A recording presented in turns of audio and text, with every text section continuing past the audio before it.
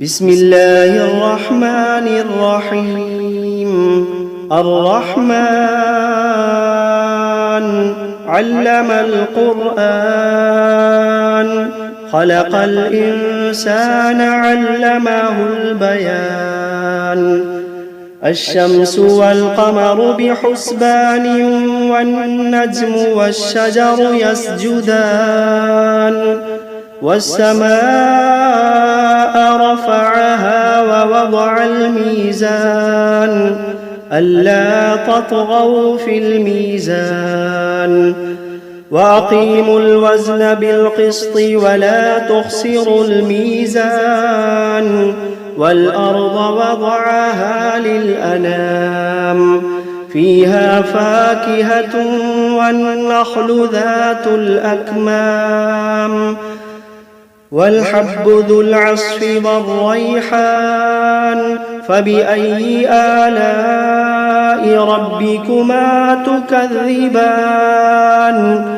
خلق الإنسان من صلصال كالفخار، وخلق الجان من مارج من نار.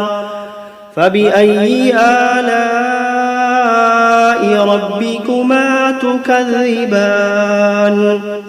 رب المشرقين ورب المغربين. فبأي آلاء ربكما تكذبان؟ مرج البحرين يلتقيان، بينهما برزخ لا يبغيان. فبأي آلاء ربكما تكذبان؟ يخرج منهما اللؤلؤ والمرجان. فبأي آلاء ربكما تكذبان؟ وله الجوار المنشآت في البحر كالأعلام. فبأي آلاء ربكما تكذبان؟ كل من عليها فان، ويبقى وجه ربك ذو الجلال والإكرام. فبأي آلاء ربكما تكذبان؟ يسأله من في السماوات والأرض كل يوم هو في شأن. فبأي آلاء ربكما تكذبان؟ سنفرغ لكم أيها الثقلان. فبأي آلاء ربكما تكذبان؟ يا معشر الجن والإنس إن استطعتم أن تنفذوا من أقطار السماوات والأرض فانفذوا، لا تنفذون إلا بسلطان. فبأي آلاء ربكما تكذبان؟ يرسل عليكما شواظ من نار ونحاس فلا تنتصران. فبأي آلاء ربكما تكذبان؟ فإذا انشقت السماء فكانت وردة كالدهان. فبأي آلاء ربكما تكذبان؟ فيومئذ لا يسأل عن ذنبه إنس ولا جان. فبأي آلاء ربكما تكذبان؟ يعرف المجرمون بسيماهم فيؤخذ بالنواصي والأقدام. فبأي آلاء ربكما تكذبان؟ هذه جهنم التي يكذب بها المجرمون يطوفون بينها وبين حميم آن فبأي آلاء ربكما تكذبان ولمن خاف مقام ربه جنتان فبأي آلاء ربكما تكذبان ذواتا أفنان فبأي آلاء ربكما تكذبان فيهما عينان تجريان فبأي آلاء ربكما تكذبان فيهما من كل فاكهة زوجان فبأي آلاء ربكما تكذبان متكئين على فرش بطائنها من استبرق وجنى الجنتين دان فبأي آلاء ربكما تكذبان فيهن قاصرات الطرف لم يطمثهن إنس قبلهم ولا جان فبأي آلاء ربكما تكذبان كأنهن الياقوت والمرجان فبأي آلاء ربكما تكذبان هل جزاء الإحسان إلا الإحسان فبأي آلاء ربكما تكذبان ومن دونهما جنتان فبأي آلاء ربكما تكذبان مدهامتان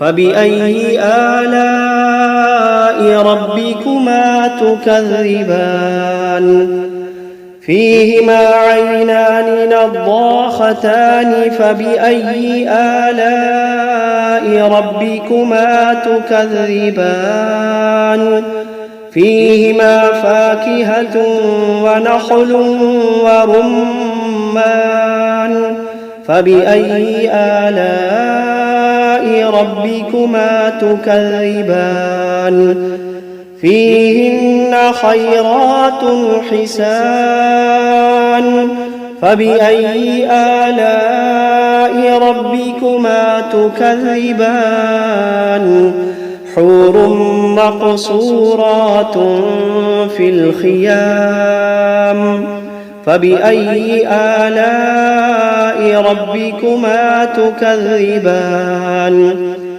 لم يطمثهن إنس قبلهم ولا جان فبأي آلاء ربكما تكذبان متكئين على رفرف خضر وعبقري حسان فبأي آلاء ربكما تكذبان تبارك اسم ربك ذي الجلال والإكرام بسم الله الرحمن الرحيم تبارك الذي بيده الملك وهو على كل شيء قدير الذي خلق الموت والحياة ليبلوكم أيكم أحسن عملا وهو العزيز الغفور الذي خلق 7 سماوات طباقا ما ترى في خلق الرحمن من تفاوت فارجع البصر هل ترى من فطور ثم ارجع البصر كرتين ينقلب إليك البصر خاسئا وهو حسير ولقد زينا السماء الدنيا بمصابيح وجعلناها رجوما للشياطين وأعتدنا لهم عذاب السعير وللذين كفروا بربهم عذاب جهنم وبئس المصير إذا ألقوا فيها سمعوا لها شهيقا وهي تفور تكاد تميز من الغيظ كلما ألقي فيها فوج سألهم خزنتها ألم يأتكم نذير قالوا بلى قد جاءنا نذير فكذبنا وقلنا ما نزل الله من شيء إن أنتم إلا في ضلال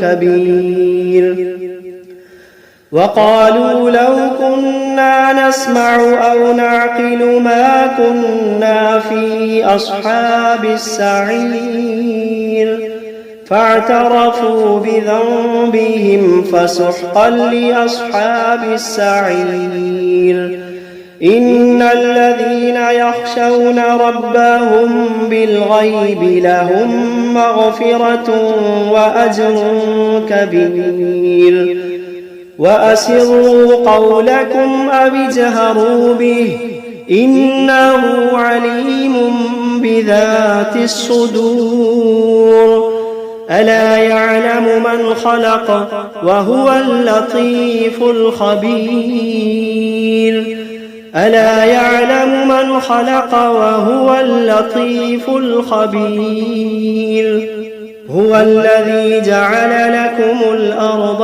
ذلولا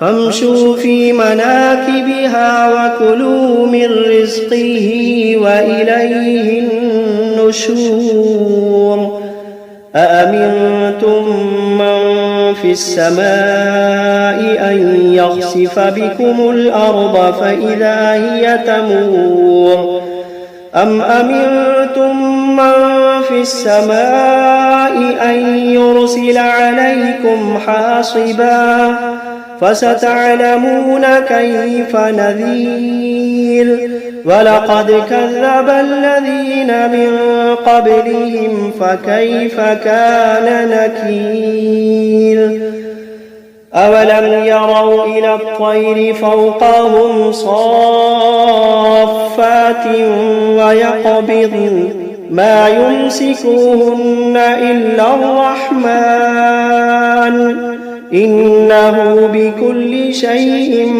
بصير أمن هذا الذي هو جند لكم ينصركم من دون الرحمن إن الكافرون إلا في غرور أمن هذا الذي يرزقكم إن أمسك رزقه بل لجوا في عتب ونفور أفمن يمشي مكبا على وجهه أهدى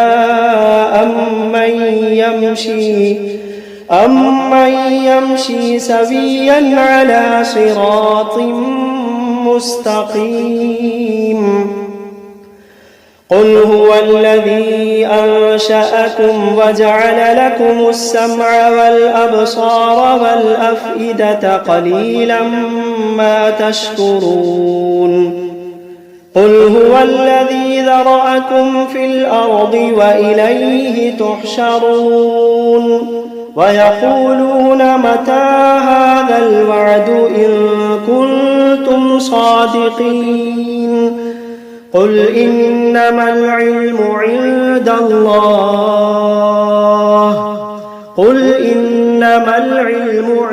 الله وإنما أنا نذير مبين فلما رأوه زلفة سيئت وجوه الذين كفروا وقيل هذا الذي كنتم به تدعون قل أرأيتم إن أهلكني الله ومن معي أو رحمنا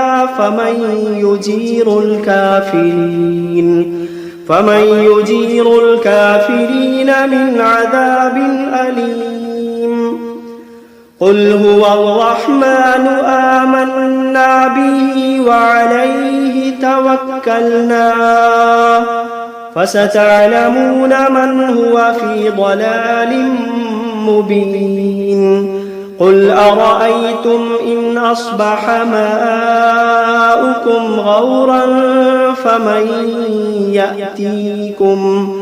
فمن يأتيكم بماء معين بسم الله الرحمن الرحيم قل أوحي إلي أنه استمع نفر من الجن فقالوا إنا سمعنا قرآنا عجبا يهدي إلى الرشد فآمنا به ولن نشرك بربنا أحدا وأنه تعالى جد ربنا ما اتخذ صاحبة ولا ولدا وأنه كان يقول سفيهنا على الله شططا وأنا ظننا أن لن تقول الإنس والجن على الله كذبا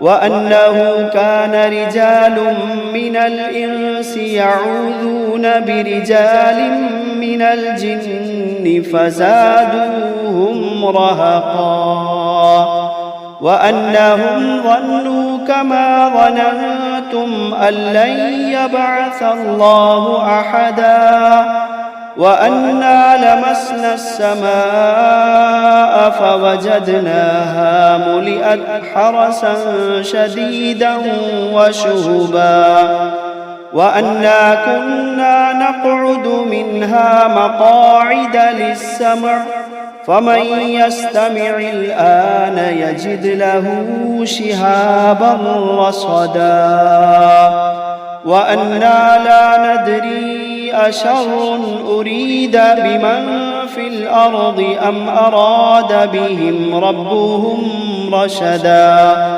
وأنا منا الصالحون ومنا دون ذلك كنا طرائق قددا وأنا ظننا أن لن نعجز الله في الأرض ولن نعجزه هربا وأنا لما سمعنا الهدى آمنا به فمن يؤمن بربه فلا يخاف بخسا ولا رهقا وأنا منا المسلمون ومنا القاسطون فمن أسلم فأولئك تحروا رشدا وأما القاسطون فكانوا لجهنم حطبا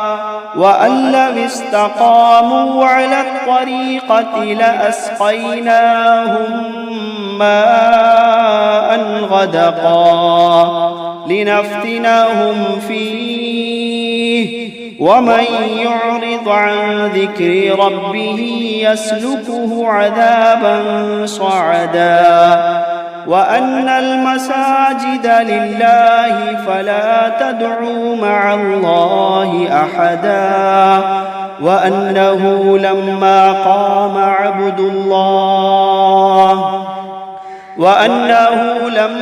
قام عبد الله يدعوه كادوا يكونون عليه لبدا.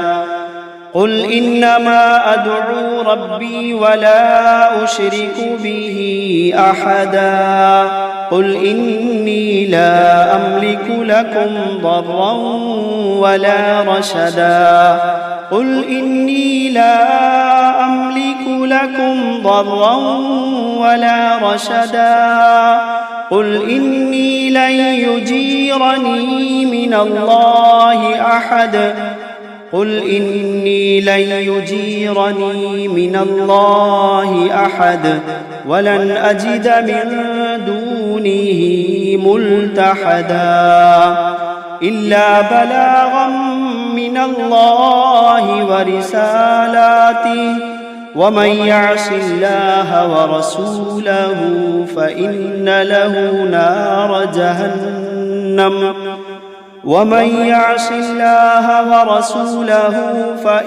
له نار جهنم خالدين فيها أبدا حتى إذا رأوا ما يوعدون فسيعلمون من أضعف ناصرا وأقل عددا. قل إن أدري أقريب ما توعدون أم يجعل له ربي أمدا. عالم الغيب فلا يظهر على غيبه أحدا إلا من ارتضى من رسول فإنه يسلك من بين يديه ومن خلفه رصدا ليعلم أن قد أبلغوا رسالات ربهم وأحاط بما لديهم وأحصى كل شيء عددا.